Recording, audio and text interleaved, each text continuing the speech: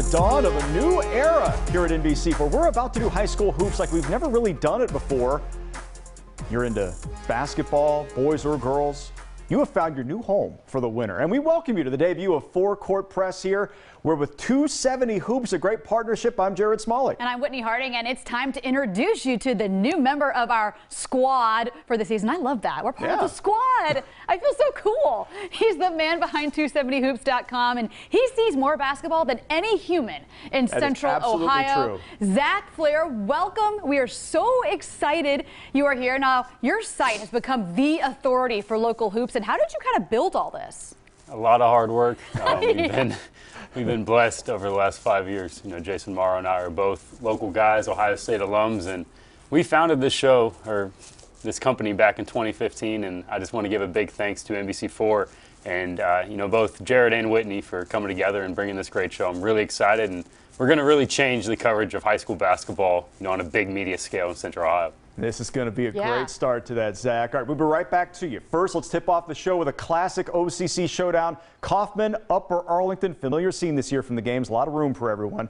A.J. Sheldon does not need a lot of room to get buckets. Third quarter heats up, gets Kaufman into the lead of the game, but that lead does not last because the Bears running their sets and they're hustling. Miles Erickson, the tip in, and then the foul. Ooh. Erickson then cuts to the hoop for two more. Da Bears on their home court. They win it 63-57. Yeah, flex it out there. Next stop, the Wolves' Den at Kilbourne. They host Westerville South. And Westerville North. I'm sorry. Thank you. There you go. My bad. I'm Ron Burgundy. I just read what was there. I wasn't paying attention. Camden Ledford deserves credit for his game and his accents. They're festive. Wolves down, but trying to power their way back in. Ian Shupp, two tough ones and off a steal for two. Aiden Parsons, but too much Ledford and the lettuce. Warriors winning on the road 69-66. That's fancy. Yeah, Westerville North. That was my bad. Over to Liberty. Patriots hosting Davidson. Liberty gets things rolling. Henry Hinkle, fantastic name. Woo. Kicks it out to Ty Foster for three, corner. 5-0 start for the Pats. Davidson starts to hit from long range. Jaden Humphrey, top of the key. Wildcats also getting in the paint. Jared Fry sinks a jumper. Liberty does too much, though, because they got Hinkle. They got Hinkle, man. He and Foster combined for 41. Patriots win at 64-60. Good game. Over to Olentangy, the Braves leading Dublin Jerome 30-18 at the half. Adding to it to start the third, Tavion James stops, pulls up, easy jumper. Celtics with the full court press, but Olentangy making them pay. They break through. Luke Elmore hits a triple, but then Jerome starting to kind of claw its way back here. Check out the effort from Matt Butler. Finally gets the put back to fall and one. Then final seconds of the third quarter, Jack Penny hits the three as the buzzer sounds. That cuts the lead to single digits. Braves, though, do hang on to win it 55-48. CCL tonight, Reedy, St. Charles Cards aiming for their 1,122nd win. We checked. Darius Parham off to a fast start for the Knights. Quick bucket, then perfect lead for Charlie Russell on the break. They're out to a lead, but the Cards pick away. 6'8", Victor Earls, big man. Great find to Ryan Ut for two. Derek James then gets involved in the lane. The Cards get that win 56-49. Pick Central hosting Lancaster. Zakai Alexander kicks it out to Gabby Headings, and he's got 3 points, that is. Oh, I get it. Gales respond. Snezek buries the triple, and it's 2019 Tigers. Alex Stiles is a problem on the football field, also the basketball court. Off the dribble, takes his man, throws it down, big man.